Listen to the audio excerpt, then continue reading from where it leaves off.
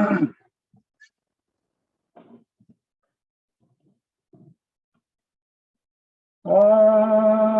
अज्ञानतिमिरन्धस्य ज्ञानाञ्जनशलाकया चक्षुरुन्मिलितमेन तस्मै श्रीगुरवे नमः।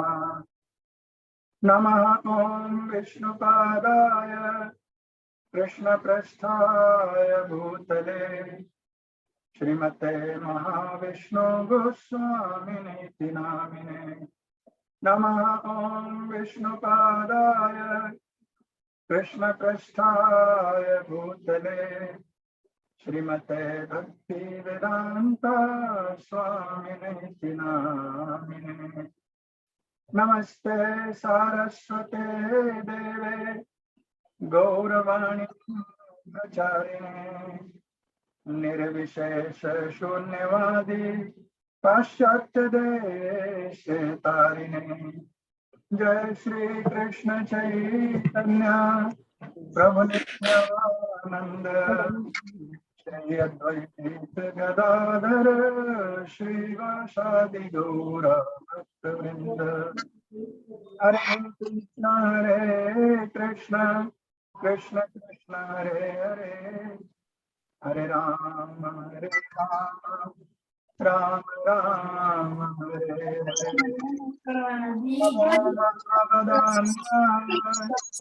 कृष्ण प्रेम प्रदायते कृष्णाय कृष्ण चैतन्य नाम्ने गौरतुसे नमः।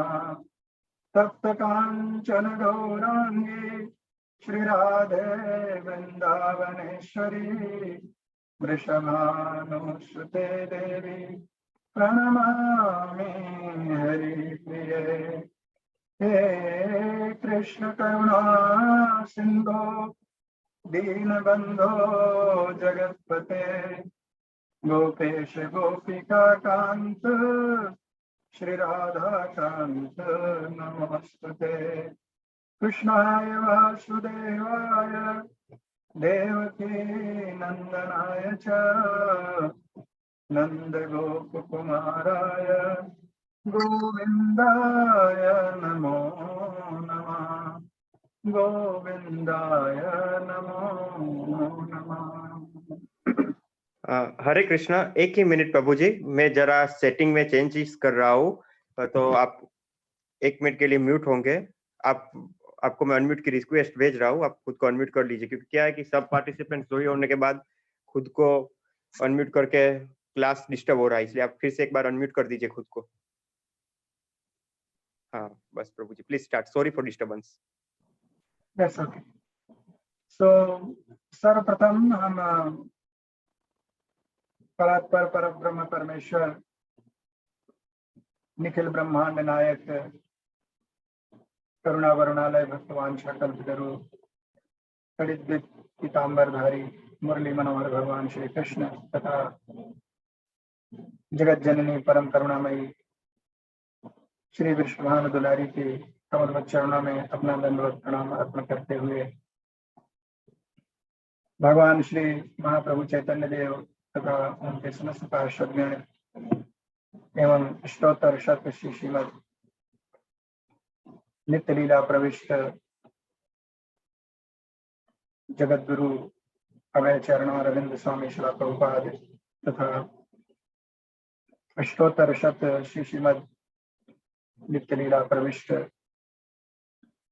करुणा वरुणालय गुरुदेव महाविष्णु गोस्वामी महाराज के कमलवत चरणों में अपना दंडवत प्रणाम अर्पण करते हुए आप समस्त भक्त वृंद के श्री कमलवत चरणों में अपना दंडवत प्रणाम अर्पण करते हुए इस्कान राजकोट के समस्त भक्तों, वैष्णव सेवा प्रभु, भाविक प्रभु तथा प्रसन्नात्मा प्रभु इत्यादि भक्तगणों को सादर प्रणाम करते हुए, दंडवत प्रणाम करते हुए आज के इस सत्र को प्रारंभ करने की अनुमति चाहते हैं। क्योंकि ये विषय थोड़ा जल्दी में लिया गया था, तो कहने के लिए मैंने कह तो दिया कि श्रीमती राधा रानी की महिमा के बारे में कुछ कहेंगे, लेकिन वास्तविकता यह है कि श्रीमती राधा रानी के बारे में भगवान श्री कृष्ण स्वयं अपने विचारों को अच्छी तरह से नहीं व्यक्त कर पाते हैं, तो भला हम जैसे जीव उनके बारे में कुछ क्या कह सकेंगे।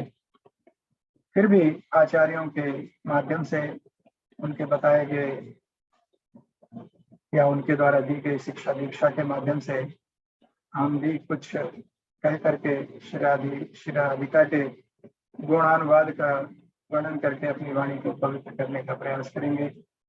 श्रीमती राधा रानी, गुरुदेव महाराज, भगवान श्री कृष्ण हम पर दया करें, जिससे कि हम कुछ शब्द उनके बारे में कह सकने का दुस्साहस कर सकें।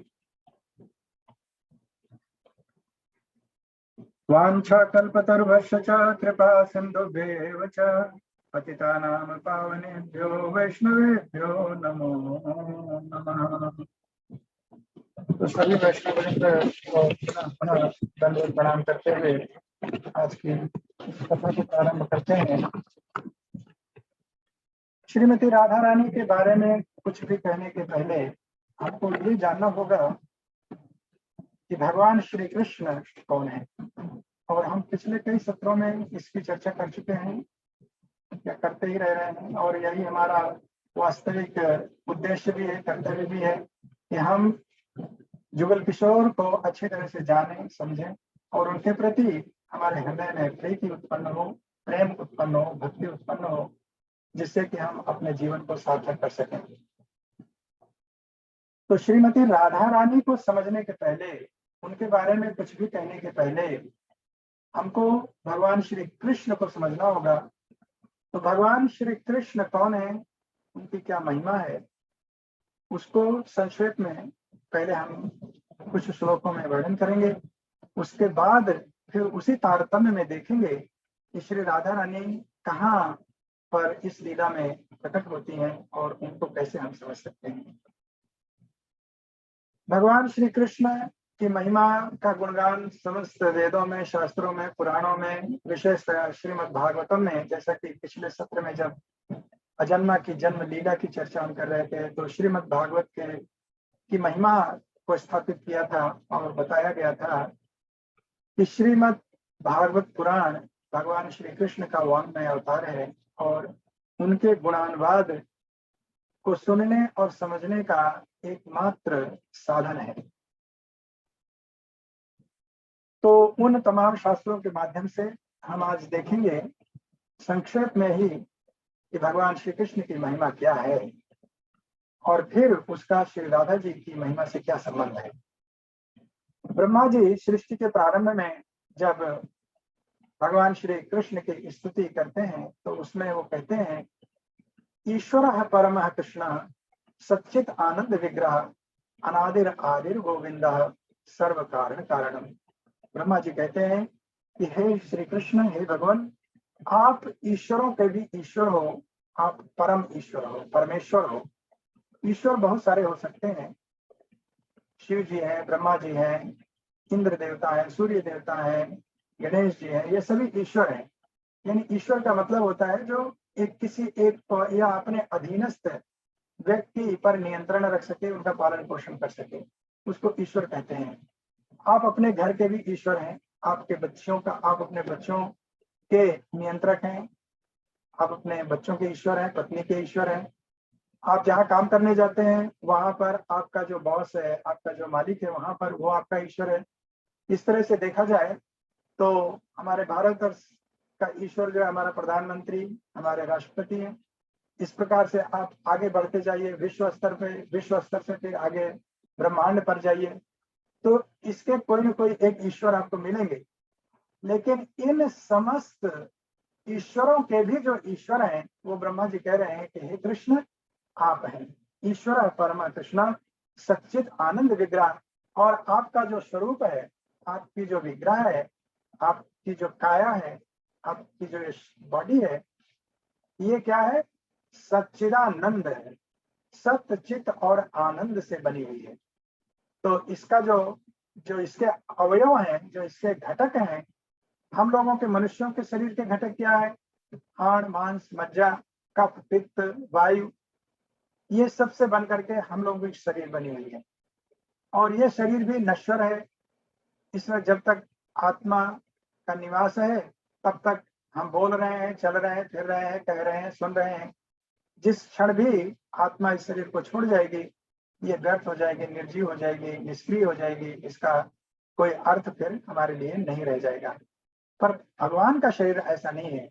भगवान का शरीर नित्य है, सनातनी है, सच्चिदानंद है, शाश्वत है।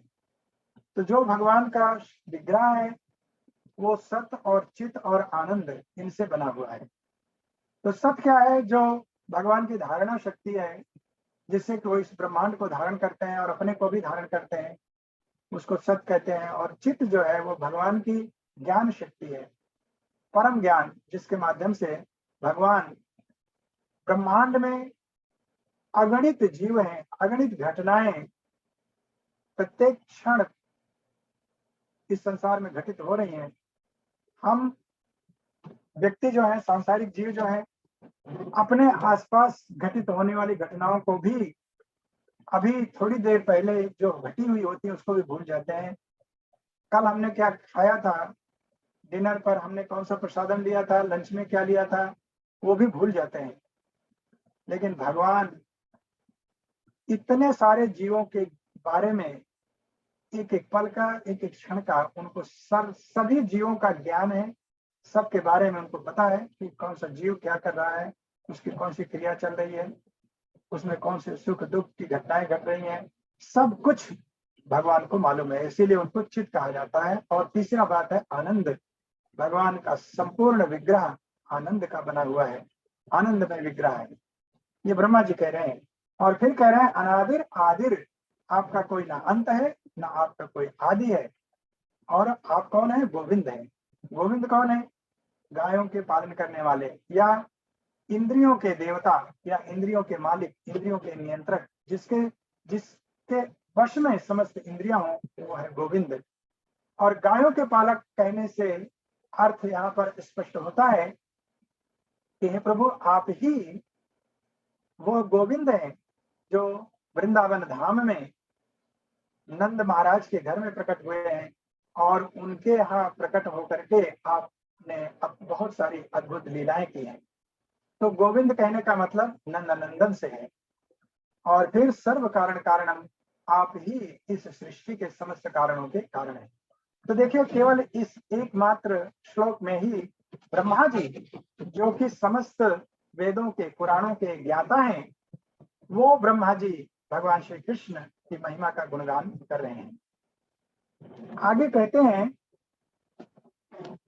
तैत्तिरीयोपनिषद में 2.7.2 2.7.2 में रसो वैसा रसम हेवायम लब्ध्वा आनंदी भवति, कहते हैं कि रसो वैसा आनंद। इसके पहले ब्रह्मा जी ने बताया कि उनका विग्रह आनंदमय है। तो तैत्तिरीय पूरा उपनिषद कह रहा है कि भगवान रसो वैसा वो है जो संपूर्ण रस के बने हुए हैं। यानी वो क्या है? केवल रस है। रस क्या है? आनंद। तो वो पूर्ण रूप से नख से शिख तक आनंद के बने हुए हैं, ना कि हाड़ मांस के बने हुए हैं जैसे कि हम लोग हैं।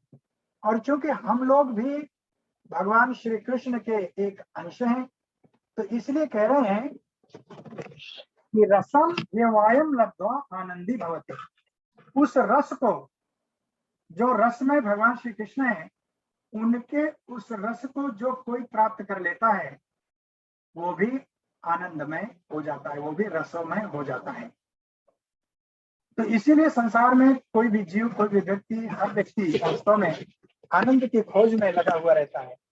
उसके दो कारण हैं। पहला कारण तो यह है कि हम चूंकि आनंद के स्रोत हैं, भगवान श्री कृष्ण के अंश हैं, तो हम भी आनंदमय हैं।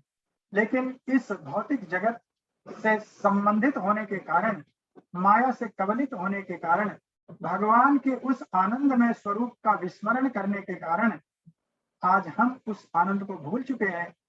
लेकिन स्वभावतः चूंकि वो आनंद हमारे अंदर छिपा हुआ है, बसा हुआ है, तो हम उस आनंद की खोज करते रहते हैं।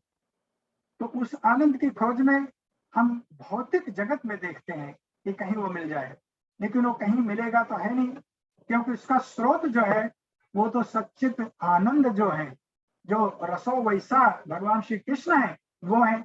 और जब तक हम उस स्रोत के पास नहीं जाएंगे, जब तक हम समुद्र के पास नहीं जाएंगे, तब तक हमको जल नहीं मिलेगा। बाकी यदि हम संसार में जल खोजना चाहेंगे तो वो केवल क्या होगा, भ्रम होगा, मृग मरीचिका होगी। जैसे रेगिस्तान में, मरुस्थल में मरीचिका देख करके जल का भ्रम होता है, उसी तरह से इस संसार में जो सुख हम देख रहे होते हैं वो वास्तव में एक भ्रम है, वो वास्तविक सुख नहीं है, क्योंकि वहां वास्तविक सुख है ही नहीं, जल है ही नहीं, तो हम जल कहां से प्राप्त कर पाएंगे? वहां तो केवल जल का भ्रम है।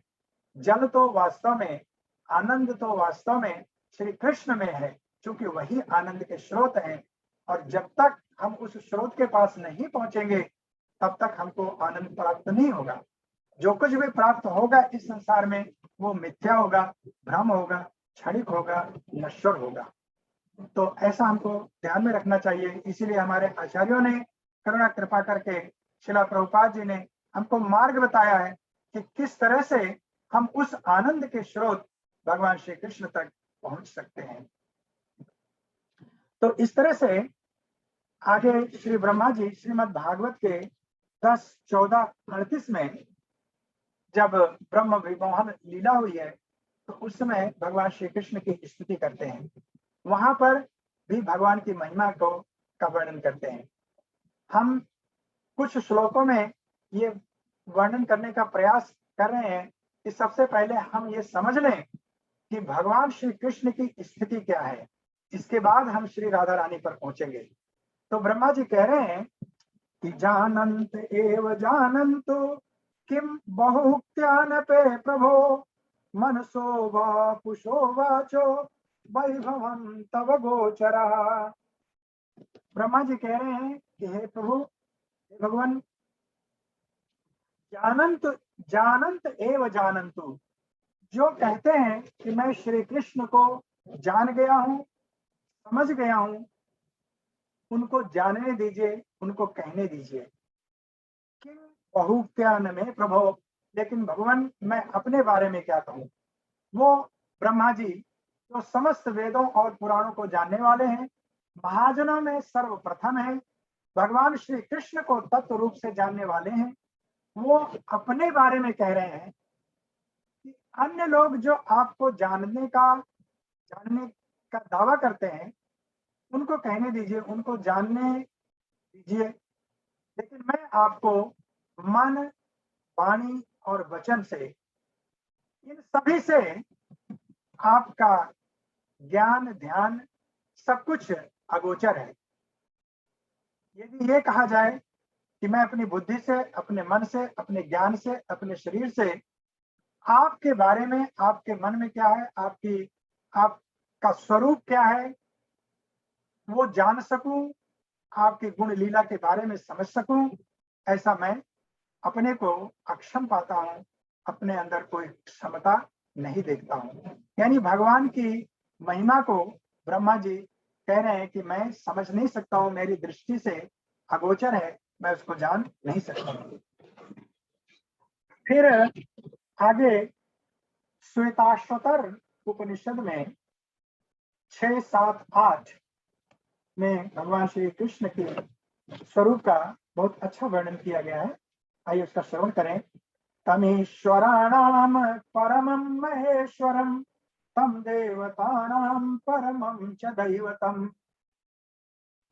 श्वेतेश्वर उपनिषद जी कह रहे हैं कि तमीश्वराणाम परमं महेश्वरम, जो ब्रह्मा जी ने अभी ईश्वर परमा कृष्ण कहा, उसी का वर्णन है। तमीश्वराणाम परमं महेश्वरम, हे भगवान, आप जितने भी ईश्वर है, ईश्वराणाम परमम, आप सब में परमम महेश्वरम, महा ईश्वर है। यानी आप परम है, दिव्य है और महा ईश्वर है, परमेश्वर है। जितने भी ईश्वर इस ब्रह्मांड में हो सकते हैं, उन सब में आप महेश्वर हैं। तम देवतानां परमं च दैवतम, और जितने भी देवता हैं उन सबके भी आप देवता हैं, देवताओं के भी देवता हैं। पतिम पतीनाम परमं परस्तात् विधाम देवम भुवनेशमीड्यम। और जो पति है, इस संसार में कोई भी व्यक्ति जो किसी का पालन करने वाला है, जो किसी का भी अपने को स्वामी समझता होगा या कहता होगा, उन समस्त पतियों के भी आप पति हैं। आप परम ज्योति हैं और इस ब्रह्मांड की, इस सृष्टि के रचयिता है, कर्ता धर्ता है, पालन करने वाले हैं, संहार करने वाले हैं। फिर भी आप इन सृष्टि की तमाम क्रियाओं से, चाहे वो रचना की क्रिया हो, सृष्टि की क्रिया हो, चाहे पालन की क्रिया हो, चाहे संहार की क्रिया हो, आप इनसे, इन सबको करते हुए भी आप इससे अलग रहते हैं। यानी अचिंत भेदाभाद, भेदा भेद जो हमारे गौड़ीय फिलॉसफी है, उसका यहाँ वर्णन कर रहे हैं कि आप सब कुछ होते हुए, सब कुछ करते हुए भी आप अकर्ता रहते हो, आप कुछ भी नहीं करते हो। न तस्य कार्यम करणं न विद्यते न तत्समाश्चा विधि कस्य दृश्यते। कह रहे हैं कि आप सब कुछ करते हुए भी कुछ नहीं करते हो, समस्त कारणों के कारण हो। और परास्य शक्ति विविधैव श्रूयते स्वभाव की ज्ञान बल क्रिय च। कह रहे हैं कि हे भगवान, आप अपने श्री विग्रह के जितने भी अंग हैं वो एक दूसरे के किसी भी कार्य के पूरक हैं। यानी आप अपने श्री विग्रह के किसी भी अंग से किसी भी इंद्रिय का कार्य कर सकते हैं। आप अपनी आंखों से देखने का, सुनने का, बोलने का, खाने का, पीने का, चलने का सारा कार्य कर सकते हैं। जो कार्य आपका हाथ कर सकता है वही आपका पैर कर सकता है, वही आपका मुंह कर सकता है, वही आपका पूरा विग्रह कर सकता है। क्यों ऐसा कह रहे हैं? क्योंकि आप सच्चिदानंद घन हैं। आपके शरीर में कोई एक ऐसा अंग नहीं है जिसको ये कहा जाए कि ये केवल हाथ है या ये केवल पैर है या केवल आंख है। वास्तव में आपका सर्वांग ही एक है, सच्चिद आनंद है, इसलिए उसमें कोई भेद नहीं है। आपकी का कोई भी अंग किसी भी इंद्रिय का कार्य करने में सक्षम है। इसीलिए जब कहा जाता है, बहुत सारे अभक्त कई बार प्रश्न करते हैं कि आपने भगवान के विग्रह के सामने जो भोग लगाया था वो भगवान ने खाया कि नहीं खाया, उन्होंने ग्रहण किया कि नहीं ग्रहण किया, ये तो कुछ पता ही नहीं चला। क्योंकि आपने जो कुछ भी भगवान को अर्पित किया था, जिस थाली को आपने उनको समर्पित किया था, वो थाली पूर्ण रूप से उसी तरह से आपने उसको हटा लिया, तो भगवान को कहाँ भोग लगा? उन्होंने तो कुछ खाया नहीं। उनको ये जानना चाहिए कि भगवान के सामने जो भोग लगाया गया, भगवान ने उस पर अपना दृष्टिपात करके ही उसको ग्रहण कर लिया, उसको देख लिया। इसका मतलब उन्होंने अपने दृग मात्र से, दर्शन मात्र से उन्होंने उसको ग्रहण कर लिया, क्योंकि उनकी आंख उनके मुंह का कार्य कर सकती है या करती है। तो ऐसा विचार करना चाहिए कि जब हम भगवान के सामने कोई भी चीज अर्पित करते हैं तो भगवान ने उसको, यदि हम श्रद्धा से करते हैं, विश्वास से करते हैं, प्रेम से करते हैं, तब निश्चित रूप से भगवान उसको ग्रहण कर चुके हैं। ऐसा ये श्री उपनिषद की वाणी है। और फिर आगे कह रहे हैं कि हे प्रभु, आपसे बढ़कर के न आपके बराबर कोई इस संसार में कोई भी व्यक्ति नहीं हो सकता है। यानी जब कोई भी व्यक्ति आपके बराबर नहीं है तो आपसे बढ़कर के होने का कोई प्रश्न ही नहीं है। और फिर कह रहे हैं कि आप समस्त दिव्य शक्तियों से परिपूर्ण हैं। देखिए, दिव्य शक्तियां बहुत सारे देवी देवताओं के पास भी हो सकती हैं,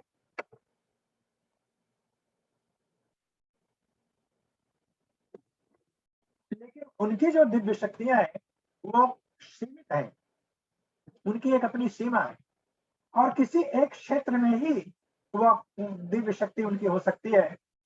लेकिन श्री उपनिषद कह रहे हैं कि भगवान, आप समस्त दिव्य शक्तियों के स्रोत हैं, भंडार हैं।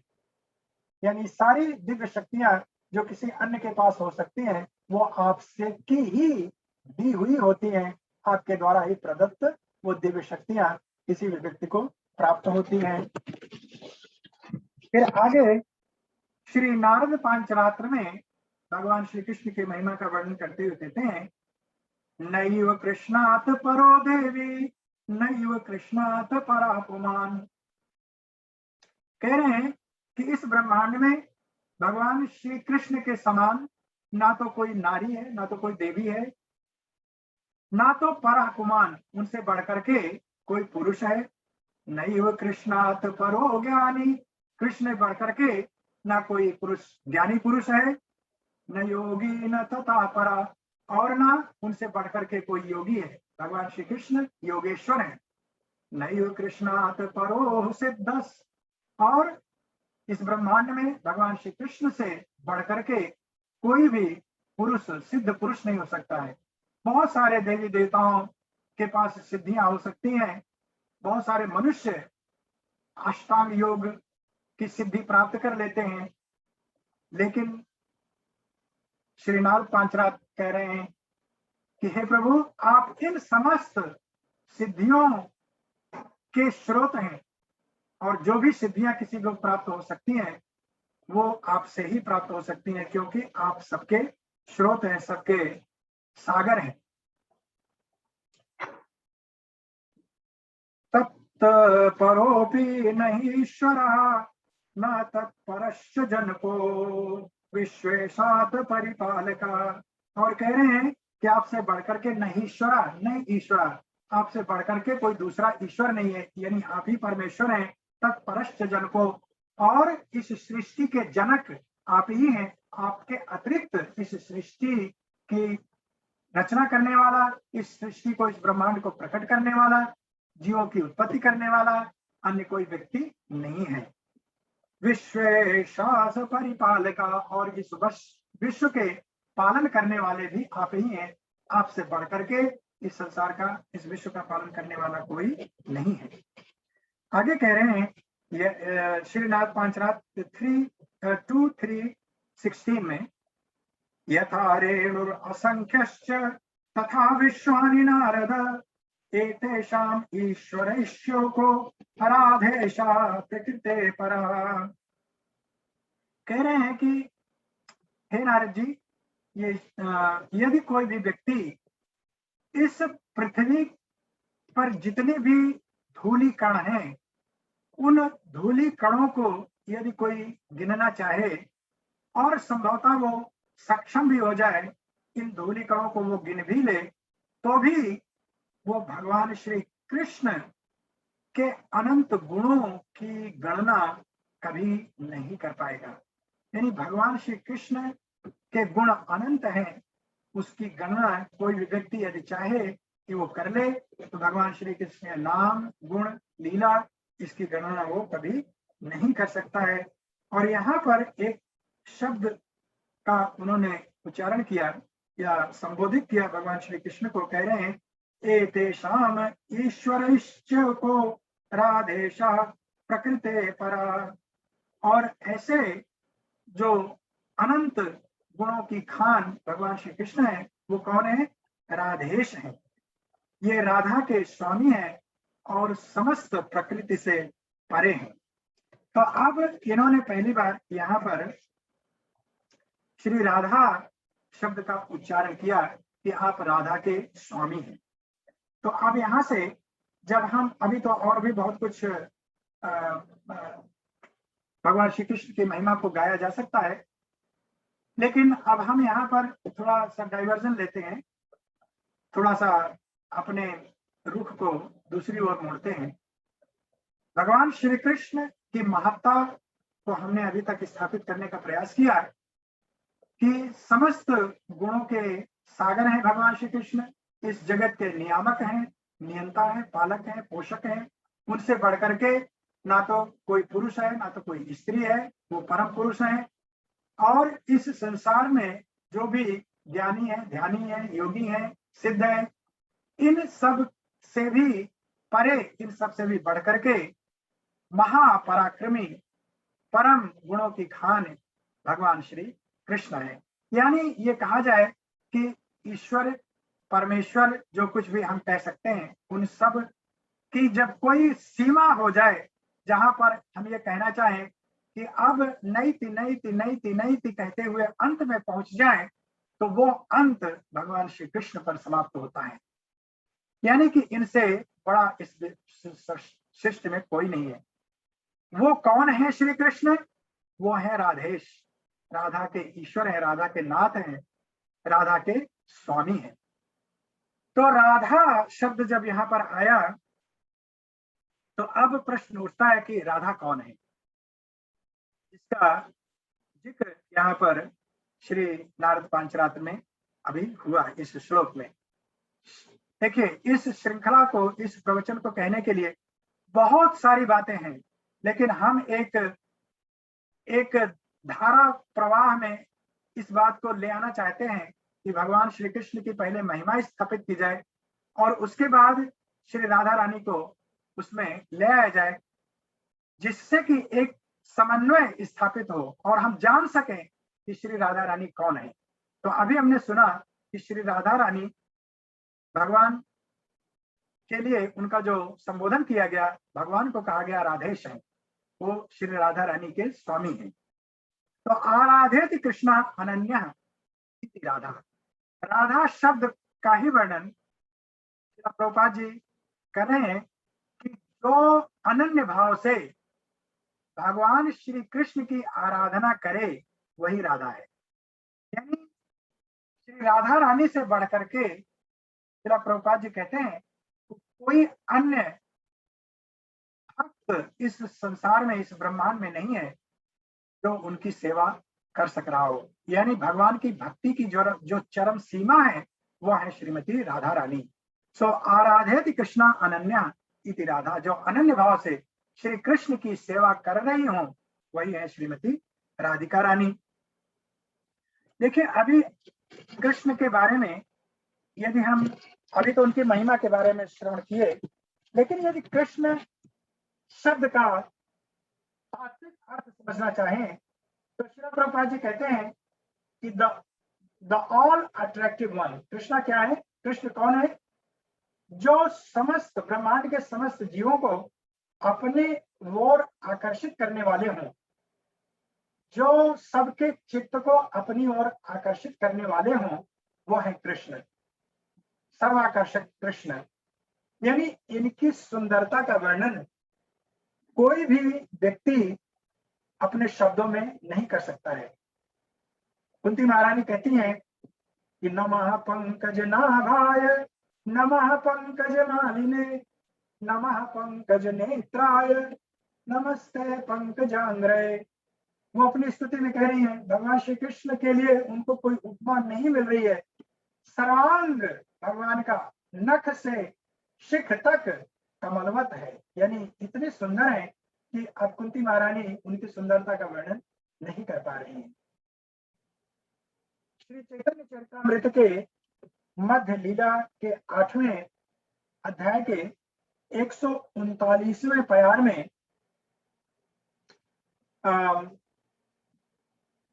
श्री कृष्णदास कविराज गोस्वामी प्रभुपाद कहते हैं, पुरुषयोषित किबा स्थावर जंगम, सर्व चिंता करशक साक्षात मनमथ मदन। कह रहे हैं कविराज जी कि पुरुष योषित किबा, किसी पुरुष या स्त्री की बात मैं क्या करूं, स्थावर जंगम, यहां तक कि इस सृष्टि में जो भी स्थावर यानी अचल वस्तुएं हैं, जंगम जो जड़ वस्तुएं हैं, चलने फिरने वाली भी वस्तुएं इसी में आ जाएंगी, ये श्री कृष्ण ऐसे हैं जो स्त्री पुरुष ही नहीं बल्कि स्थावर जड़ जंगम समस्त जीवों को, समस्त पेड़ों को, पौधों को, और स्थावर में वो भी चीजें आ जाती हैं जैसे पाषाण है, पत्थर है, इन सब के चित्त को भी अपनी ओर आकर्षित करने वाले जो श्री कृष्ण है, मनमथ मदन, मदन जो कामदेव के भी इस सृष्टि में, इस ब्रह्मांड में, भौतिक जगत में यदि किसी को सबसे सुंदर माना जाता है तो उनको वो है कामदेव। कामदेव जी को सबसे देवताओं में सुंदर माना जाता है। लेकिन कामदेव के भी मन को मथने वाले हैं मदन मोहन।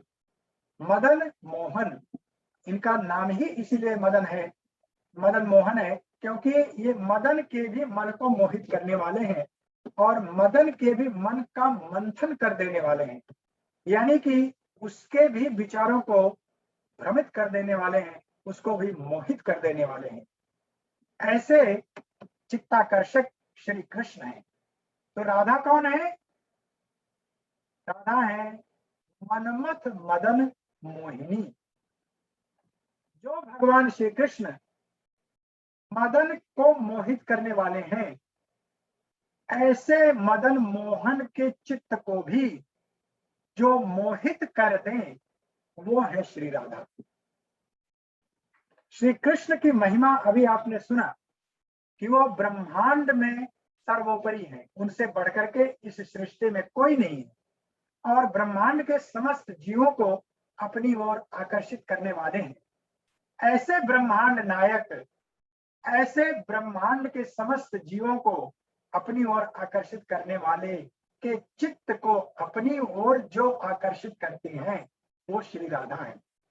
यानी अब आप श्री राधा रानी की महिमा को समझ सकते हैं केवल इसी एक बात से कि उनका स्थान कहां पर है, श्री कृष्ण कौन है और अब जो श्री कृष्ण के चित्त को भी हरण करने वाली हैं उनका स्थान कहां पर हो सकता है। श्रीला जीव गोस्वामी प्रभुपाद जब हरिनाम हरे कृष्ण कृष्ण कृष्ण हरे हरे, हरे राम राम राम हरे हरे, इस महामंत्र की व्याख्या कर रहे होते हैं तो सबसे पहला श्लोक मंगलाचरण जब उन्होंने शुरू किया, जब प्रारंभ किया तो कहते हैं सर्वचेतो हरत्यस्यो तस्य चेतो हरत्यसो वैदग्धिसार विस्तारा हरा राधा मते बता। तो जो हरे कृष्ण महामंत्र का जो हरे शब्द है वो हरे श्रीमती राधा रानी का सूचक है।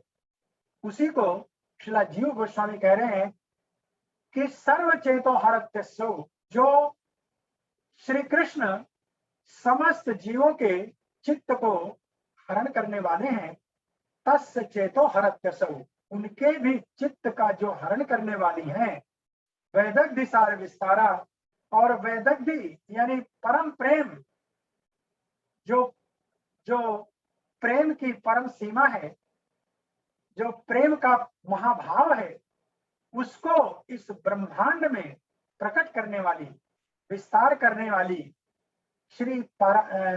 श्री राधा है, हरा है, ऐसा मेरा विचार है। वही है हरा, वही है राधा। और हरा को ही जब हम सम्मानजनक संबोधन देते हैं तो वही हरा, उसी को हरे कहते हैं, जैसे कृष्ण हरे राधे, इस तरह से। तो ये हरा श्री राधा है। तो हरे कृष्ण महामंत्र में श्री राधा कृष्ण संबोधित होता है, यानी राधा कृष्ण का ही हम जप करते हैं, उन्हीं की हम शरण लेते हैं। श्री हरा श्री राधा है, इसका वर्णन श्री नारद पांचरात्र में जब श्रीमती राधा रानी के सहस्त्र नाम का वर्णन भगवान शिव माता पार्वती से कर रहे होते हैं तो उस समय आता है श्री रूपा श्री हरा श्रीदा श्री कामा श्री स्वरूपिणी श्री दामानंद दात्री च श्री दामेश्वर वल्लभा। ये श्री नारद पांचरात्र में 5-5 श्लोक है। इसमें कह रहे हैं श्रीदा श्री रूपा श्री हरा, ये श्रीमती राधा रानी के अलग अलग नाम है। श्री रूपा जो रूप की श्री है, श्री का मतलब सर्वश्रेष्ठ, बहुत सुंदर, अत्यंत, जिसकी अब कोई तुलना नहीं हो। तो श्री रूपा जो है वही श्री हरा है, वही श्रीदा है जो सबको श्री देने वाली है। श्री कामा समस्त काम की पूर्ति करने वाली है। श्री स्वरूपिणी जो श्री स्वरूपा है, श्री दामानंद दात्री, जो समस्त आनंद को प्रदान करने वाली है। दामेश्वर, जो श्री दाम भगवान श्री कृष्ण का एक नाम दामोदर है, तो जो दामेश्वर है, दामोदरेश्वर है, वो श्री राधा, उनकी जो वल्लभा है वही है श्री राधा, वही है श्री हरा। तो आप देख रहे हैं कि श्री राधा भगवान श्री कृष्ण के नाम के पहले आ रही है। हरे कृष्ण, राधा कृष्ण, यानी श्री राधा की महिमा का महत्व यह है कि जब तक हम श्री राधा के नाम का उच्चारण नहीं करेंगे, जब तक उनकी शरण नहीं लेंगे, तब तक श्री कृष्ण तक हम नहीं पहुंच पाएंगे, क्योंकि सबसे पहले श्री राधा है, उसके बाद श्री कृष्ण है। श्री गौतमीय तंत्र में कहते हैं, देवी कृष्णमयी प्रोक्ता राधिका परा देवता सर्वलक्ष्मीमयी सर्वकांति सम्मोहिनी परा। यहाँ पर कह रहे हैं कि देवी कृष्णमयी प्रोक्ता राधिका परा देवता। परा देवता श्री राधा कौन है? लोकातीत है, यानी इस ब्रह्मांड के परे राधा है और साक्षात कृष्णमयी है। कहने का तात्पर्य है कि कृष्ण स्वरूपा है, कृष्ण ही है, यानी कृष्ण और राधा में, श्री राधा में कोई अंतर नहीं है, कोई भेद नहीं है, दोनों एक स्वरूप हैं। केवल लीला के माध्यम से ये दोनों दो रूपों में दिखाई देते हैं या प्रकट हुए हैं। वास्तविकता यह है कि दोनों ही कृष्णमयी है। कौन कृष्ण है कौन राधा है ये कहना असंभव है। फिर आदि पुराण में कृष्णार्जुन संवाद में भगवान श्री कृष्ण स्वयं श्रीमती राधा रानी के बारे में कहते हैं, त्रैलोक्य पृथ्वी धन्या, त्रिभुवन में कोई धन्य है, परम सौभाग्यशाली है, तो वो कौन है? पृथ्वी है। पृथ्वी क्यों धन्य है? ये वृंदावनम पुरी, क्योंकि और इस पृथ्वी पर, पृथ्वी इसलिए धन्य है, इस पर श्री वृंदावन धाम स्थित है। तो पृथ्वी पर यदि कोई धन्य है, पृथ्वी सबसे पहले तो पृथ्वी धन्य है, और पृथ्वी की धन्यता इसलिए है क्योंकि इसमें परम धन्य वृंदावन उपस्थित है। फिर कह रहे हैं, तत्रापि गोपिका पार्थ, और हे पार्थ उस वृंदावन में कोई धन्य है तो वो गोपिकाएं हैं। और तत्र राधाभिधा मम, और उन सब गोपिकाओं में कोई धन्य है तो राधा अभिधा, वो जो मेरी परम प्रिय राधा है वो धन्य है। यानी राधा रानी इस ब्रह्मांड की सर्वश्रेष्ठ और सर्वप्रिय कोई वस्तु है तो वो है वल्लभा श्री राधा रानी, कृष्ण की प्रिया। जो भगवान श्री कृष्ण अर्जुन से कह रहे हैं कि यदि इस पृथ्वी में कोई धन्य है तो वो श्री राधा है, और वही मेरी प्रिया है, वही मेरी वल्लभा है। पद्म पुराण में बहुत सुंदर बात कही गई है कि सत्यम सत्यम पुनः सत्यम, सत्यम सत्यम पुनः पुनः, बिना राधा प्रसादेन कृष्ण भक्ति न लभ्यते। कह रहे हैं कि ये सत्य है, सत्य है, पुनः पुनः सत्य है कि बिना श्री राधा की प्रसन्नता के भगवान श्री कृष्ण की प्रसन्नता, भगवान श्री कृष्ण की भक्ति नहीं प्राप्त की जा सकती है। यानी भगवान श्री कृष्ण की भक्ति प्राप्त करना यदि कोई व्यक्ति चाहे, यदि किसी के मन में अभीष्ट हो, यदि किसी मन के व्यक्ति के मन में कामना हो कि भगवान श्री कृष्ण की भक्ति प्राप्त करे, तो उसको श्री राधा का आश्रय लेना चाहिए। श्रीमती राधा से प्रार्थना करना चाहिए कि हे राधिके, हे माते, मैं आपकी शरण में हूँ, आपकी शरणागत हूँ, कृपा करके आप भगवान श्री कृष्ण की शरण प्रदान करें। तो यदि श्री राधा की शरण लेते हैं तो चूंकि श्रीमती राधा रानी माता है, परम करुणामयी है, वात्सल्य है, वात्सल्य से भरी हुई है, तो वो अपने पुत्र के प्रति, अपनी संतान के प्रति निश्चित रूप से परम करुणामय है। भगवान श्री कृष्ण निश्चित है कि वो परम करुणा वरुणालय है, लेकिन भगवान श्री कृष्ण की करुणा शक्ति वो श्री राधा रानी ही है। यदि भगवान श्री कृष्ण किसी पर करुणा करते हैं, किसी पर कृपा करते हैं, तो वो करुणा, वो कृपा श्री राधा रानी से ही आती है क्योंकि श्री राधा ही भगवान की करुणा शक्ति है।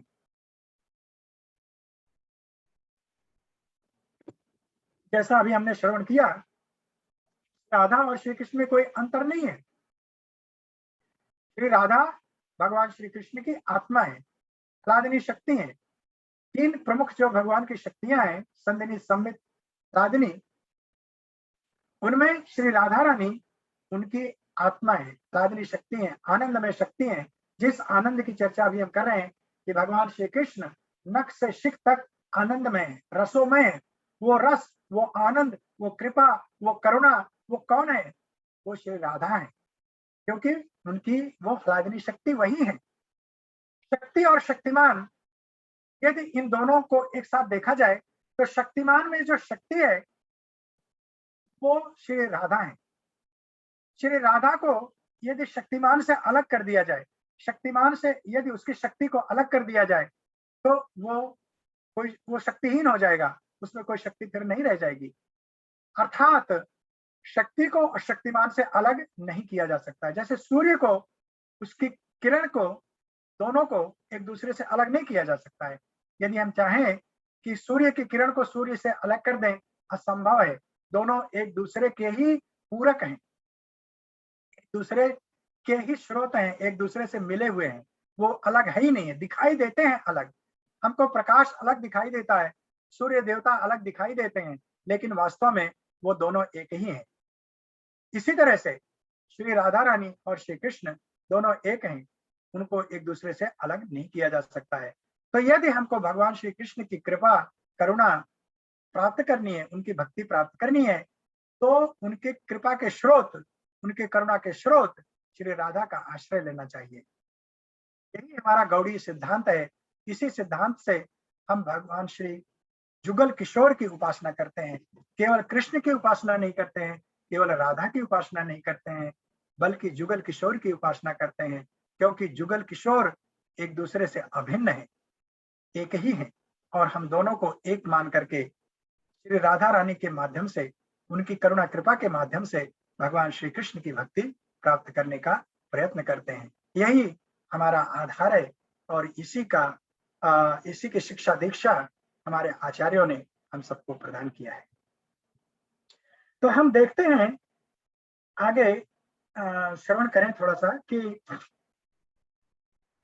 भगवान श्री कृष्ण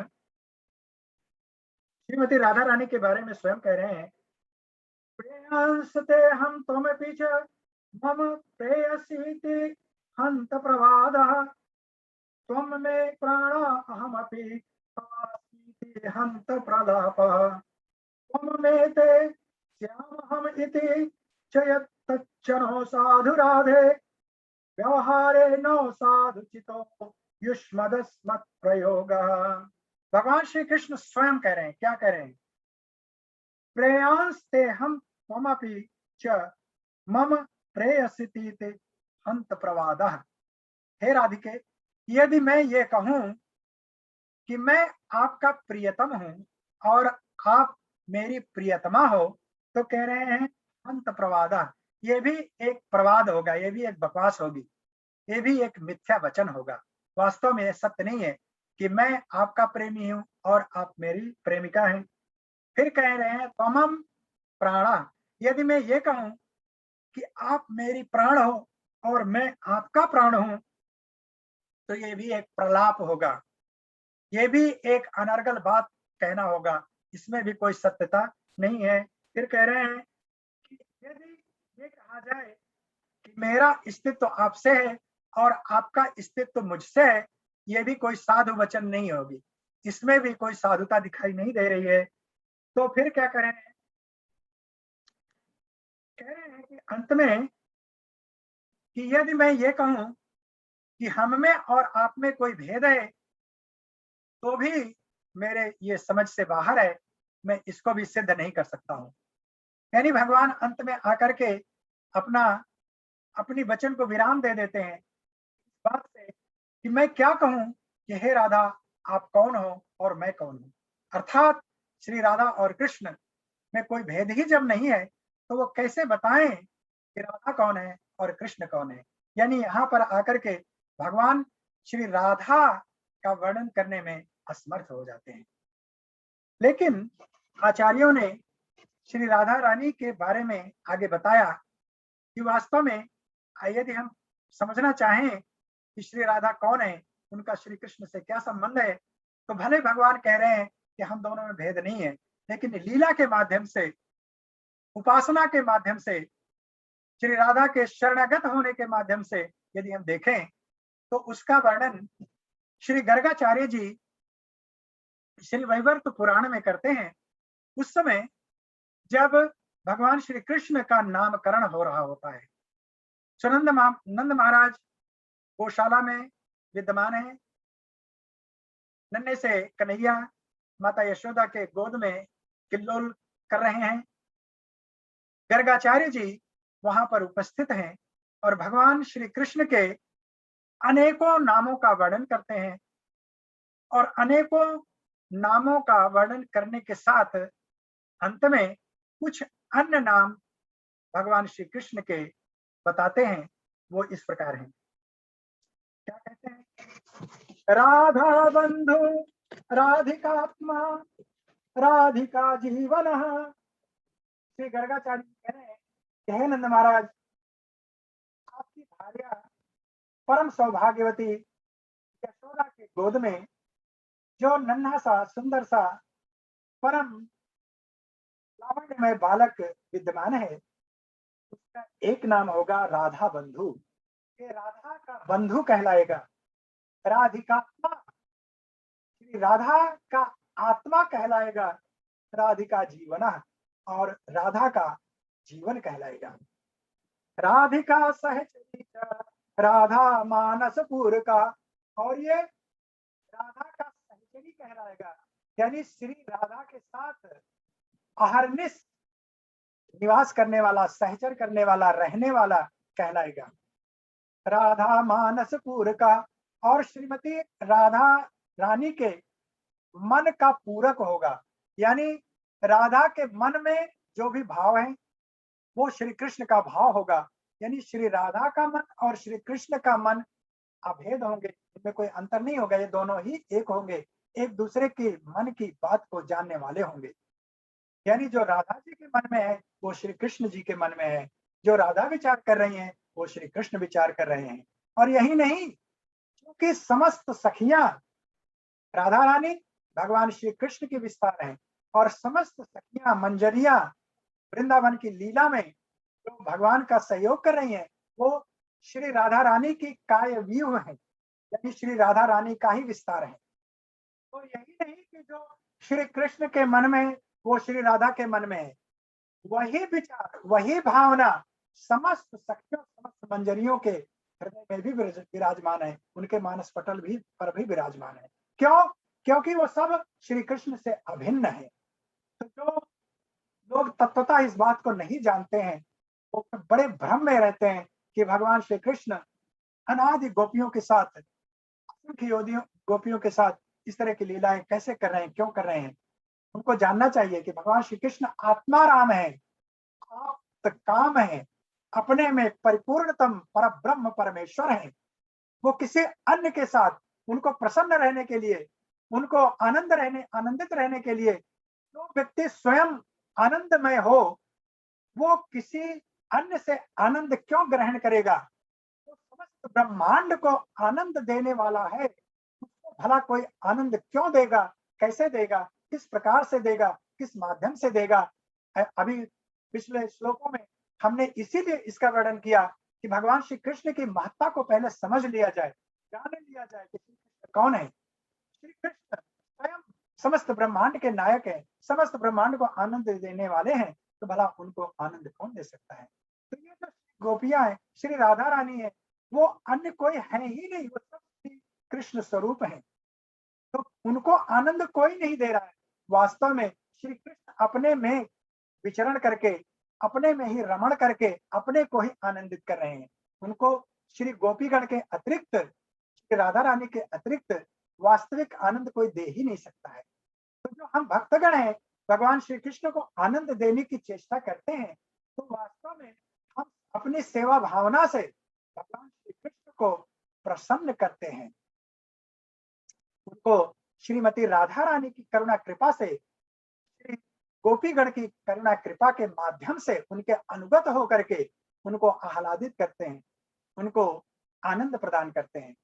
लेकिन वो तो आनंद के स्रोत हैं, उनको हम आनंद दे नहीं सकते हैं, लेकिन हमारी भावना को देखते हुए, हमारी विचार को देखते हुए भगवान श्री कृष्ण स्वयं आनंदित हो जाते हैं, स्वयं प्रसन्न हो जाते हैं। तो वास्तव में हम आनंद दे नहीं रहे हैं, लेकिन हमारी भावना से श्री कृष्ण आनंदित हो जा रहे हैं। तो इसीलिए कहते हैं ना कि भावग्राही जनार्दन, भगवान श्री कृष्ण क्या है? वो भाव ग्रहण करते हैं। हम भगवान को भोग नहीं अर्पित कर सकते हैं, भगवान को कोई दान नहीं दे सकते हैं, भगवान को कुछ भी नहीं दे सकते हैं, हमारी कोई सामर्थ्य ही नहीं है, क्योंकि हमारे पास जो कुछ भी है उस भगवान का दिया हुआ है। तो हम भगवान को भला क्या दे सकते हैं? तो भगवान हमको दे रहे हैं, उनको हम क्या देंगे? तो भगवान हमारी भावना को देखते हैं। तो इसीलिए यहाँ पर कहा जा रहा है कि जो भगवान स्वयं आनंद में है, वो श्री राधा रानी के मानस के पूरक हैं। श्री राधा धनो श्री राधिका के धन है, राधिकांगो श्री राधा के अंग है। यहाँ पर और स्पष्ट हो गया कि जो श्रीमती राधा रानी के समस्त अंग है वो श्री कृष्ण के अंग है, और जो श्री कृष्ण के अंग है वही राधा रानी के अंग है। राधिकांगो राधिका मानसा, और श्री कृष्ण समस्त स्वरूप से, अपने मन से श्री राधा में ही आसक्त रहने वाले हैं। किसी संसार की अन्य वस्तु में उनका कोई कभी आसक्ति नहीं हो सकती है, क्योंकि श्री कृष्ण की आसक्ति यदि किसी में है तो स्वयं में है, और वो स्वयं कौन है? श्री राधा रानी। फिर कह रहे हैं राधा प्राणो राधिकेशो राधिका रमण स्वयं, और ये बालक जो है ये राधा का प्राण है, राधिकेश है, राधा का प्रभु है, राधिका रमण है, राधा के साथ ही रमण करने वाला है। और फिर क्या कह रहे हैं? राधिका चित्त चौरस्य, और ये श्री राधा के चित्त का हरण करने वाला है। राधा प्राणाधिका प्रभु, और श्रीमती राधा रानी के प्राणों से भी अधिक, यानी उनके प्राण से भी बढ़ करके ये प्राणमय है, यानी राधा रानी के प्राण का भी प्राण है। यही यहाँ पर उपमा देने में भी समस्या खड़ी हो रही है कि कैसे वर्णन किया जाए कि श्री कृष्ण और राधा कौन है। तो श्री गर्गाचार्य जी कह रहे हैं ये बालक जो है राधा के प्राण का भी प्राण है और उसका प्रभु है। यानी सारी उपमाएं यहाँ पर वास्तव में नाकाम हो जा रही है, उनका कोई अर्थ नहीं रह जा रहा। फिर कह रहे हैं कि परिपूर्णतम ब्रह्म गोविंदो गरुड़ ध्वजा, और ये परिपूर्णतम परात्पर ब्रह्म है, यही गोविंद है, और इसका एक नाम गरुड़ ध्वज है। फिर आगे कह रहे हैं नामान्येतानि कृष्णस्य श्रुतानि सांप्रतम ब्रज, इस तरह से है महाराज अनेकों अनेकों नाम इस कृष्ण के इस ब्रजमंडल में, ब्रजमंडल से यहाँ तात्पर्य संपूर्ण ब्रह्मांड में सुना जाएगा, जाना जाएगा। अब नंद बाबा को ये सारी चीजें, इतने सारे गुणगान कर रहे हैं और ऐसा वर्णन कर रहे हैं कि मानो साक्षात भगवान यही है, और वो बता भी रहे हैं कि यही नारायण है, यही कृष्ण है, यही ब्रह्मांड का नियामक है। सब कुछ बताने के बाद गर्गाचार्य देख रहे हैं कि ये तो केवल बस एक ललचाई हुई, एक लावण्य में, एक वात्सल्य में दृष्टि से ही उस कृष्ण को देख रहे हैं। वो इनके हृदय में किसी भी प्रकार का ऐश्वर्य भाव जागृति ही नहीं हो रहा है। ये कृष्ण को अपने बालक के अतिरिक्त कुछ समझ ही नहीं रहे, केवल ये सोच रहे हैं कि सौभाग्यवश कोई एक महान पुरुष जो जिसमें कि भगवान जैसा गुण है वो हमारे यहाँ जन्म ले लिया है। हमारा ये सौभाग्य है कि हमारा बालक ये नन्हा सा कन्हैया आज हमारी भार्या के गोद में जो विराजमान करके किलकारियां ले रहा है, वो हमारे किसी जन्मों का, पूर्व जन्मों का बहुत बड़ा फल है, के कारण ये हमारे यहाँ जन्म लिया है, जिसके गुण जो है भगवत स्वरूप हैं। तो जब गर्गाचार्य जी ने ये देख लिया तो उन्होंने कहा अंत में, जन्म मृत्यु हरोणे हम रक्षमंद शुभाक्षणे, ये समस्त ब्रह्मांड के जीवों का जो भी इसके इन नामों का उच्चारण करेगा उसको जन्म मृत्यु से मुक्त करने वाला होगा। यानी सांसारिक भावबंधन और इस संसार के आवागमन से मुक्त करने वाला नाम होगा इस कृष्ण का। अब ये सब कहने के बाद भगवान गर्गाचार्य जी क्या कह रहे हैं, रक्षानंद शुभाक्षणे, हे नंद महाराज ऐसे इस बालक की आप रक्षा करिए, इसका पालन पोषण करिए। अब जब वो जान गए हैं कि ऐश्वर्य भाव नंद महाराज के हृदय में आ ही नहीं सकता है, जरा सा भी उसका लक्षण नहीं दिखाई दे रहा है, तब उन्होंने अंत में कह दिया कि आप अपने इस बालक का पालन पोषण करें, रक्षा करें, क्योंकि यह बालक बहुत ही सौभाग्यशाली है और आपको भी सौभाग्य प्रदान करने के लिए आपके यहाँ प्रकट हुआ है। तो इस तरह से हम देखते हैं, अभी तो हम वास्तव में कुछ कह ही नहीं पाए श्रीमती राधा रानी के बारे में, और राधा रानी के का जो राधा शब्द है इसका बहुत ही सुंदर वर्णन श्री ब्रह्म वैवर्त पुराण में ही श्री गर्गाचार्य जी ने किया है। जब उन्होंने श्री कृष्ण के नामों का वर्णन किया और उन्होंने कितने ही नाम के साथ श्री कृष्ण के नाम को जोड़ा और उन्होंने जब बताया ये राधा प्राण है, राधिकेश है, राधा जीवनी है, राधा मानस है, सब कुछ बताया। तो बार बार जब राधा शब्द का श्रवण किया तो नंद महाराज ने पूछा कि भगवान ये राधा कौन है जिसका बार बार आप हमारे इस कन्हैया के नाम से जोड़ रहे हैं और आप बता रहे हैं कि आगे चल करके ये हमारे इस बालक के जीवन का एक अभिन्न अंग होगी, सो वो राधा कौन है। सो श्री गर्गाचार्य बहुत विस्तार से श्री राधा रानी के इस नाम का वर्णन करते हैं। मैं संक्षेप में जल्दी से इसका वर्णन करके कथा को समाप्त करने का प्रयास करूंगा। कह रहे हैं कि रेफो ही कोटि जन्मागम कर्म भोग शुभाशुभम आकारो गर्भवासम च मृत्युम च रोगमुत्सृजयत। गर्गाचार्य कह रहे हैं कि हे नंद महाराज, जो भी व्यक्ति राधा के रा यानी छोटा रा, रेफ जिसको कहते हैं, अभी राधा नाम के रा का उच्चारण करने का प्रारंभ मात्र करता है, कोटि जन्मागम, उसके जो करोड़ों जन्मों के अघ होते हैं, पाप होते हैं, कर्म भोग जो कर्मों के कारण, भोगों के कारण इकट्ठे हुए होते हैं, दोनों ही शुभाशुभम, चाहे शुभ कर्म हो चाहे अशुभ कर्म हो, इनका विनाश हो जाता है, ये दोनों ही नष्ट हो जाते हैं। कब? जब कोई व्यक्ति रा, छोटा रा उच्चारण करता है, अभी उसने रा आ की मात्रा नहीं लगाया है, केवल रा शब्द यानी रा अक्षर का उच्चारण मात्र किया, उससे उच्चरित करने तक ही में उसके समस्त पूर्व जन्मों के जो शुभ और अशुभ कर्म होते हैं और जितने भी कर्मों से पाप पुण्य अर्जित किए होते हैं वो सब नष्ट हो जाते हैं, समाप्त हो जाते हैं। आकारो गर्भवासम च मृत्युम च रोगमुत्सृजयत, और जब वो रा आकार की मात्रा उसमें लगा करके उसका उच्चारण करता है तो वो गर्भवास यानी कि पुनः जन्म लेने की जो गर्भ की जो पीड़ा होती है और जो बाद में फिर जन्म और फिर उसके बाद मृत्यु की जो पीड़ा होती है उससे वो मुक्त हो जाता है। और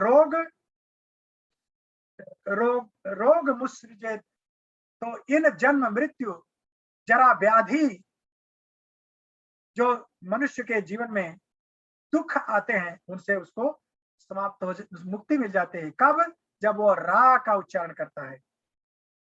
फिर कह रहे हैं अकार आयुषो हानि आकारो भवबंधनम, और जब वो आधा धा यानी धा अभी का हुआ धा नहीं का है, धा उच्चारण करने के लिए तैयार होता है तो आयुषो हानि माकारो, तब वो उसको अकाल मृत्यु से मुक्ति मिल जाती है।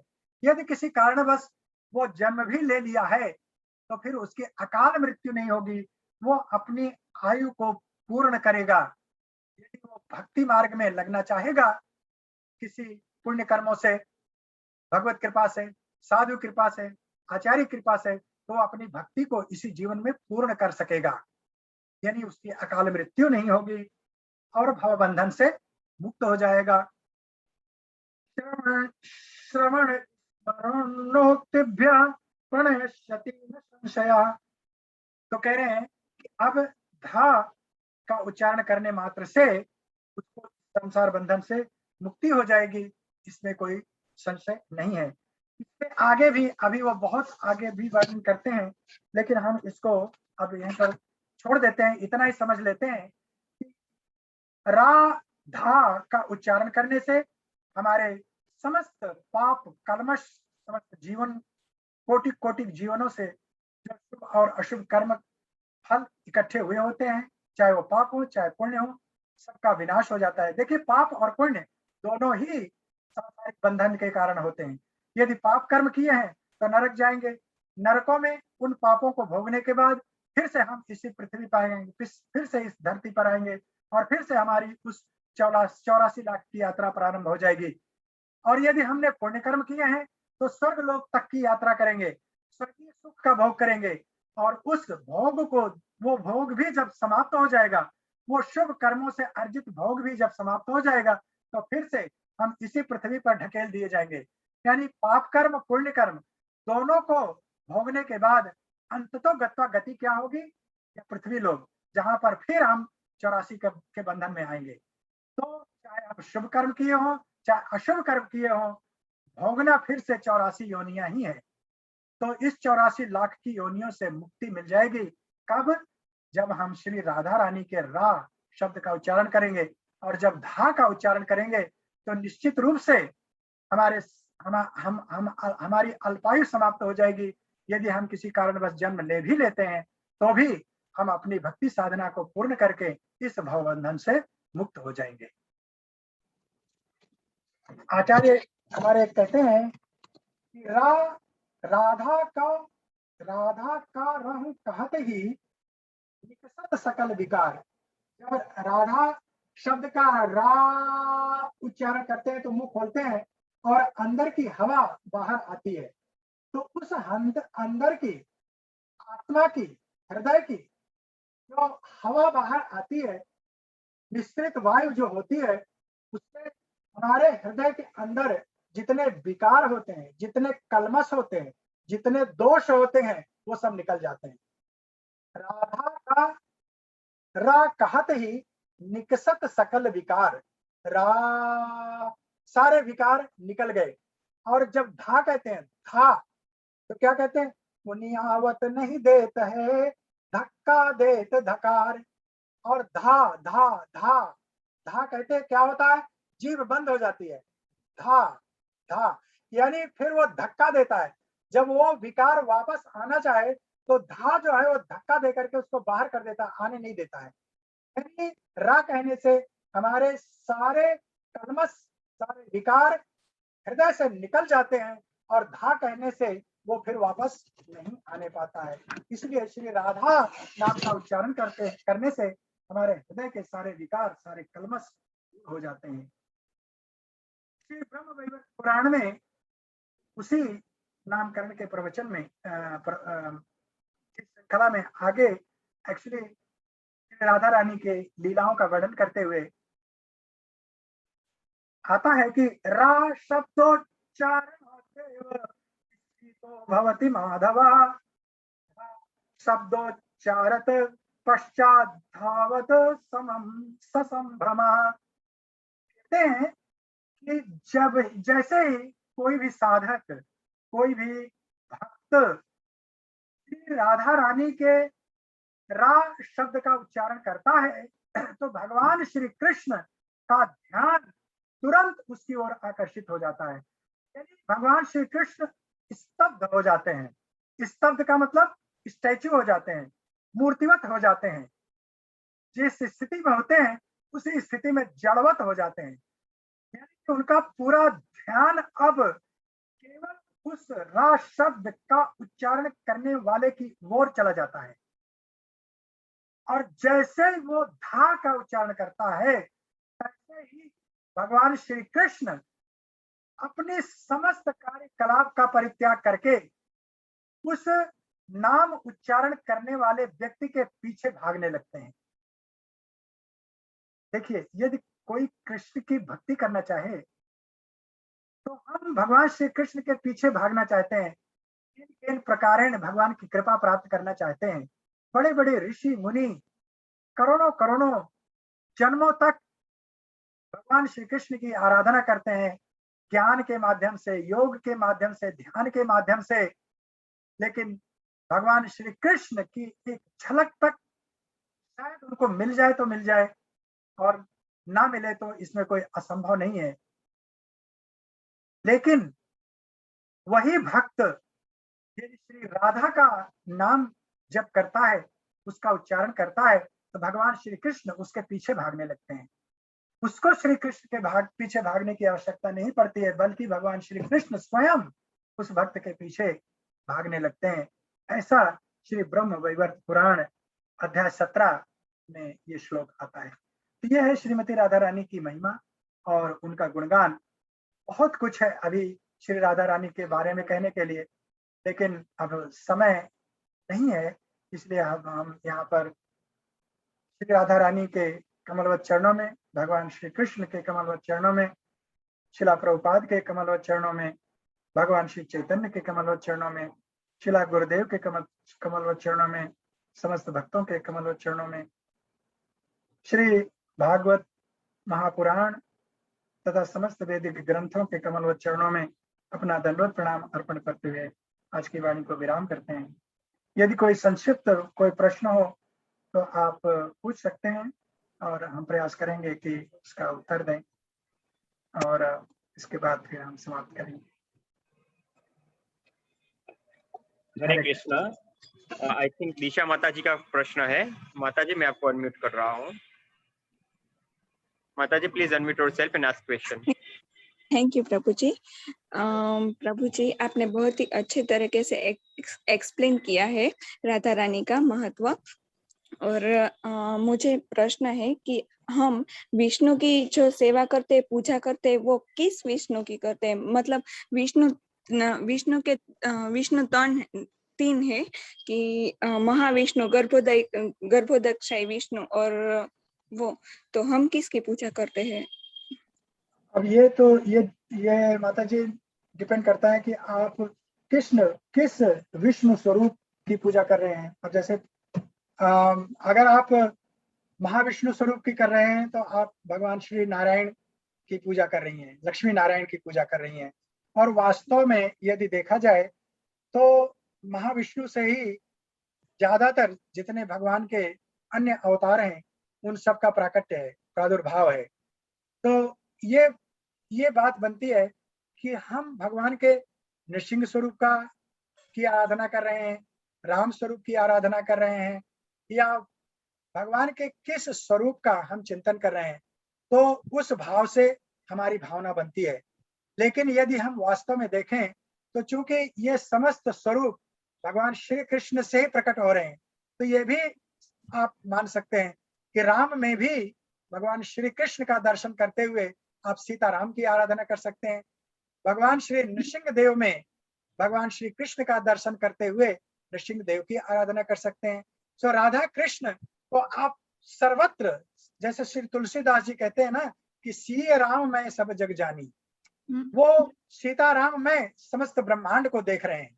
इसी तरह से आप राधा कृष्ण में समस्त ब्रह्मांड को देखिए, सारी वस्तुओं में देखिए।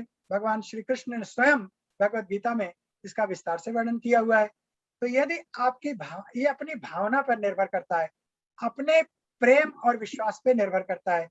भगवान का कोई भी स्वरूप दिव्य है, चिन्मय है, कोई उसमें कोई अंतर नहीं है। भगवान श्री कृष्ण, भगवान श्री राम, इनकी आराधना में कोई अंतर नहीं है, क्योंकि दोनों एक ही तो हैं। लीला के माध्यम से दोनों अपने को अलग अलग रूपों में प्रकट किए हुए हैं। श्री कृष्ण लीला के लिए लीला माध्यम से राम रूप में प्रकट हुए हैं, लीला माध्यम से कृष्ण नृसिंह रूप में प्रकट हुए हैं, लीला रूप से भगवान वामन के रूप में प्रकट हुए हैं।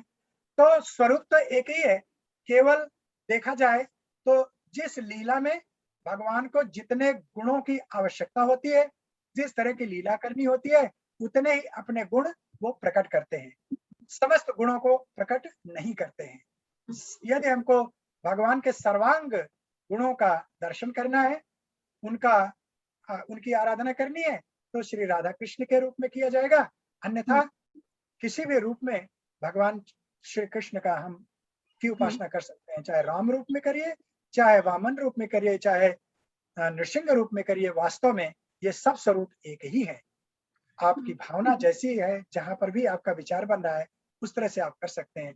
लेकिन श्रील प्रभुपाद जी ने हम लोगों को बताया है कि वास्तव में जब हम ये जान गए हैं, जब हम ये समझ गए हैं कि श्री कृष्ण ही समस्त अवतारों के स्रोत हैं,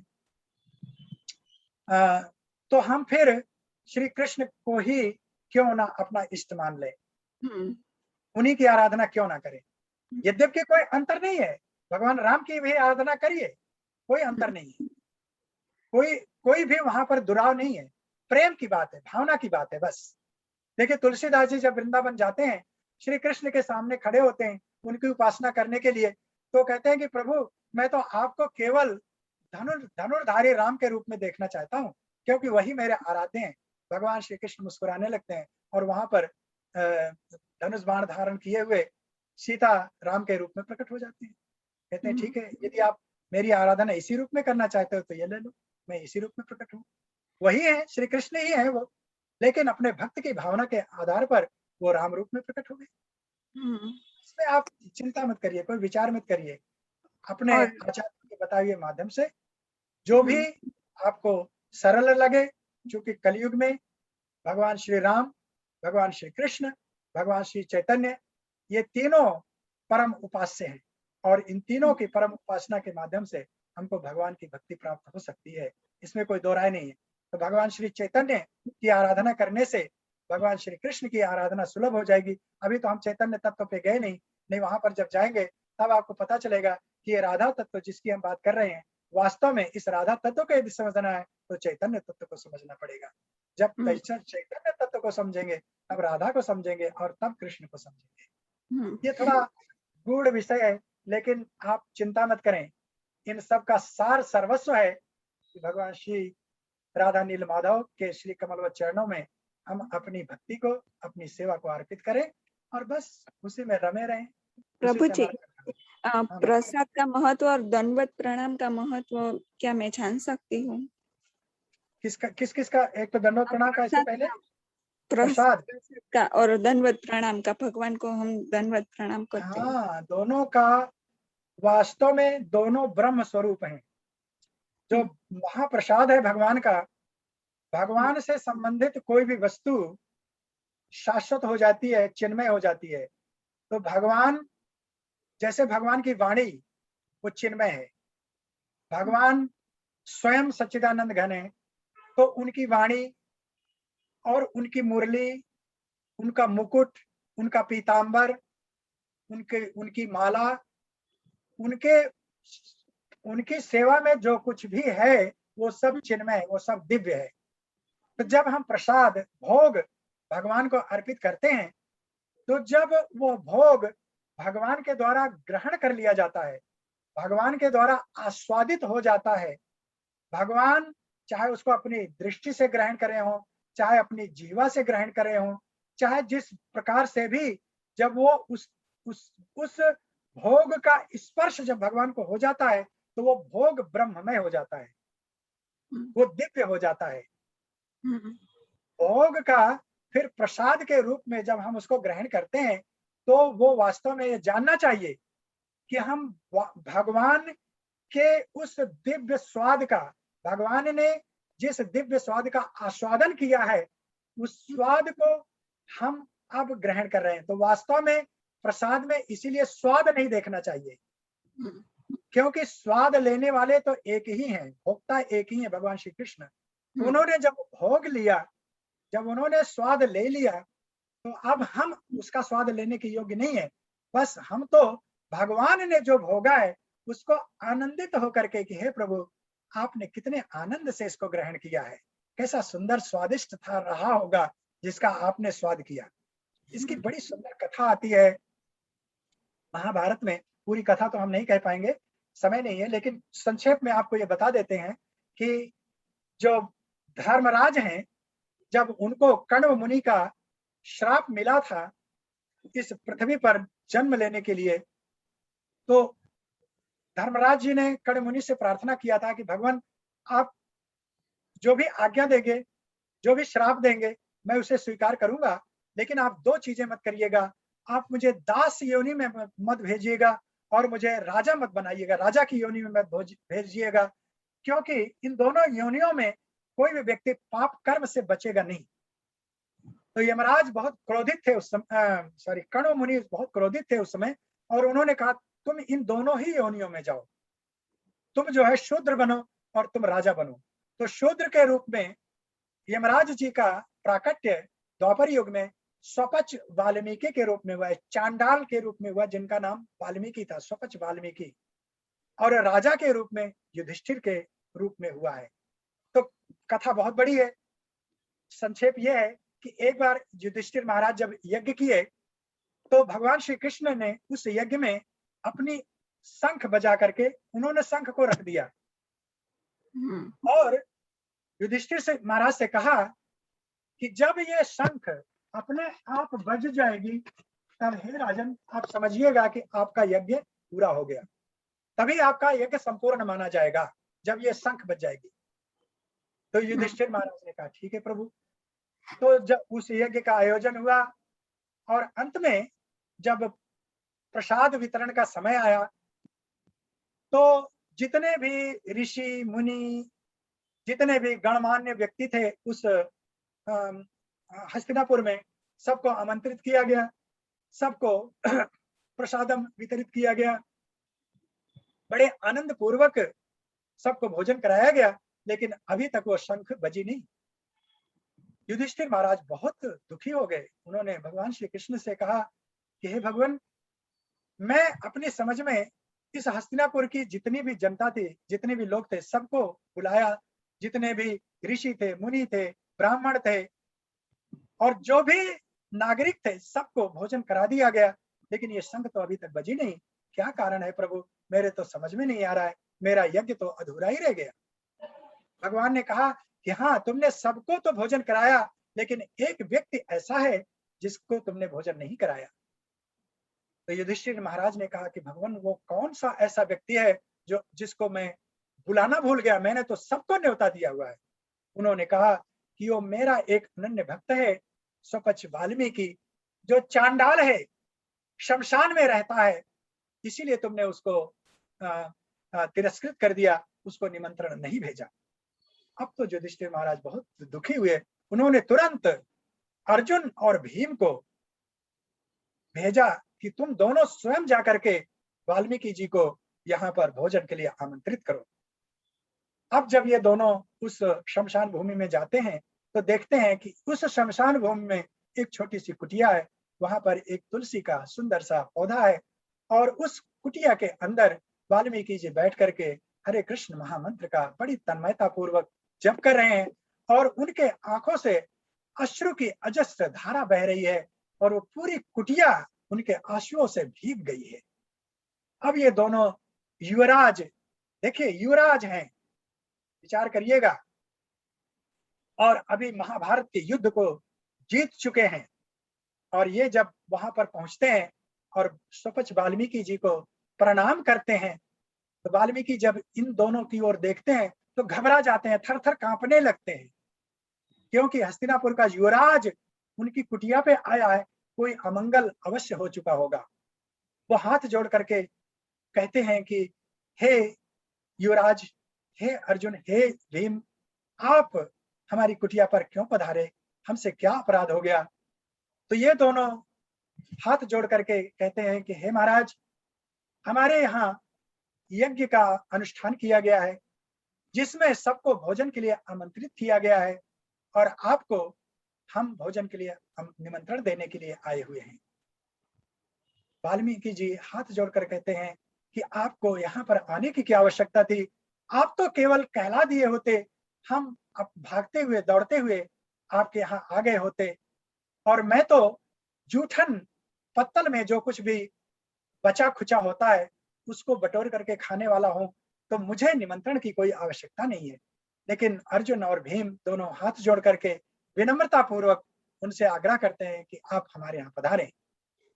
जब उनको लेकर के आते हैं तो भगवान श्री कृष्ण यहाँ पर द्रौपदी जी को आज्ञा देते हैं कि हे द्रौपदी, आज तुम्हारी पाक शास्त्र विद्या की परीक्षा है, आज देखना है कि तुम कितना सुंदर भोजन या भोग बनाती हो।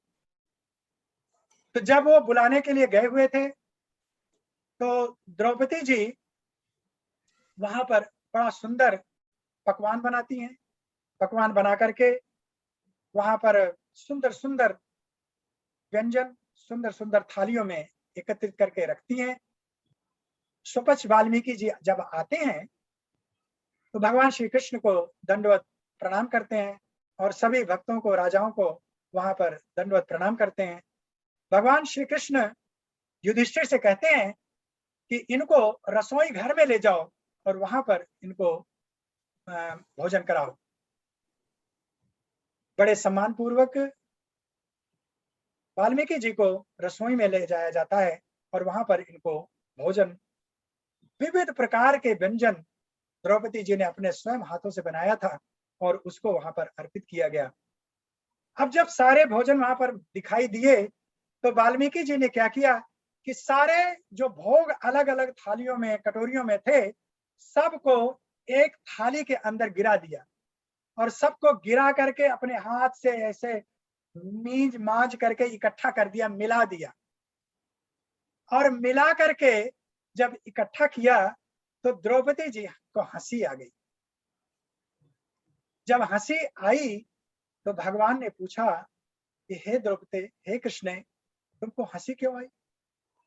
तो द्रौपदी जी बड़े विनम्र भाव से बोली कि आखिर ये ठहरे तो चांडाली, इनको क्या पता कि भोजन क्या होता है और उसमें स्वाद क्या होता है। आपके कहने से मैंने इतने विधान से, इतने इतने अपनी सारी समस्त पाक क्रिया को लगा करके विविध प्रकार के व्यंजन बनाए, और इनको देखिए कि इन्होंने सब खट्टा मीठा चटपटा जो भी था सबको एक साथ मिला दिया, और अब इनको क्या पता चलेगा कि इसमें कौन सा मेरी बनाने की जो क्रिया थी, मेरी कुशलता थी, उसका इनको क्या पता चलेगा। भगवान श्री कृष्ण ने कहा कि हे कृष्ण, इस प्रश्न का उत्तर तो इन्हीं से पूछा जाएगा। तो जब वाल्मीकि जी से पूछा गया कि हे भक्तराज, आपने ऐसा क्यों किया, तो वाल्मीकि जी ने कहा कि हे भगवान, अलग अलग थालियों में, अलग अलग कटोरियों में जो व्यंजन रखा गया था वो तो आपके लिए रखा गया था।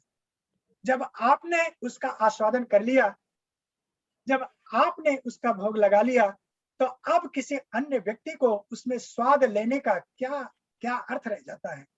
इसीलिए मैंने सबको अब इकट्ठा कर दिया कि सबका स्वाद अब हम एक साथ ले लेंगे, क्योंकि हम स्वाद लेने लायक नहीं है। हमारा केवल यही है कि हम उसको, आपकी कृपा को प्रसाद रूप में ग्रहण करें, इसीलिए इसको प्रसाद कहा जाता है। स्वादिष्ट भोजन नहीं कहा जाता, भोजन नहीं कहा जाता, प्रसाद कहा जाता है, कृपा कहा जाता है, करुणा कहा जाता है। तो भगवान की जो करुणा, कृपा, प्रसाद रूप में किसी भक्त को प्राप्त होती है, उसे ग्रहण करना चाहिए। वो ब्रह्म स्वरूप होता है। यदि आप तिरुपति भगवान श्री बालाजी के दर्शन करने जाएं, मुझे एक बार सौभाग्य प्राप्त हुआ है जाने का। मैंने देखा वहां पर अपनी इन्हीं भौतिक दृष्टियों से कि जब भगवान श्री बालाजी का भोग भगवान के सामने से निकाला गया, तो उस भोग को पालकी पर रखा गया और उस पालकी को ब्राह्मणगण अपने कंधे पर उठा करके चले और उस भोग को जब वहां से लेकर के दूसरे मंदिर में ले जा रहे थे, तो गीत के साथ, वाद्य के साथ, कीर्तन के साथ ले जा रहे थे। यह है ब्रह्म, यानी उसकी कीर्तन हो रही थी वहां पर, और उस कीर्तन को ब्रह्म के रूप में स्वीकार किया गया, उस भोग को, प्रसाद को ब्रह्म रूप में स्वीकार किया गया, उसको पालकी में बिठाया गया, उसकी पूजा की गई, उसका कीर्तन किया गया और ढोल और मजीरे के साथ उसको भगवान के मंदिर से बाहर निकाला गया। यह है प्रसाद, यह है भोग। और यही जब हम भगवान को दंडवत करते हैं, तो शास्त्रों में कहा गया है कि पृथ्वी का जो 1,00,000 बार परिक्रमा कर ले, तो उसको जो पुण्य प्राप्त होता है, वो भगवान का एक बार दंडवत प्रणाम करने से प्राप्त हो जाता है। तो भगवान को दंडवत करना चाहिए, क्योंकि भगवान के दंडवत करने से अनन्य पुण्य की प्राप्ति होती है और भगवान की कृपा प्राप्त होती है। थैंक यू प्रभु जी। और वो जो प्रसाद होता है वो चांडाल खा सकता है, तो कुत्ते, बिल्ली वो सब भी खा सकते हैं क्या? कोई भी खा सकता है। आप कभी जगन्नाथ जी जाइए, जगन्नाथ जी जो भगवान स्वयं श्री कृष्ण है, वहां पर जो भगवान श्री जगन्नाथ का प्रसाद होता है, वहीं पर वास्तव में आपको प्रसाद की महिमा का पता चलेगा।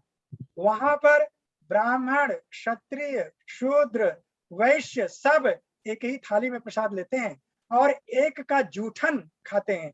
यदि कोई शूद्र प्रसाद ले रहा हो और वो प्रसाद उसकी थाली में छूट जाए, मतलब वो पूरा न खा सके, तो कोई दूसरा ब्राह्मण आकर के उस प्रसाद को समाप्त करेगा।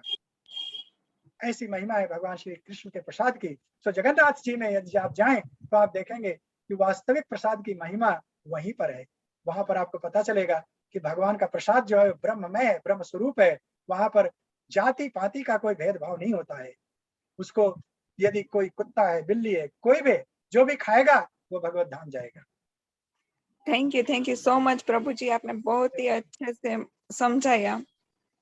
आपका बहुत ही धन्यवाद। हरे कृष्ण। हरे कृष्ण। हरे कृष्णा। तो अब हम ये लेक्चर की पूर्णाहुति की तरफ आगे बढ़ते हैं। तो मैं इस्कॉन मंदिर राजकोट के प्रमुख वैष्णव सेवा प्रभु जी की तरफ से सर्वेश्वर प्रभु जी का खूब खूब धन्यवाद करना चाहता हूँ, जिन्होंने उतना सुंदर लेक्चर दिया। प्रभु जी से फिर से नेक्स्ट सेशन में वापस मुलाकात होगी। तब तक के लिए सबको हरे कृष्णा।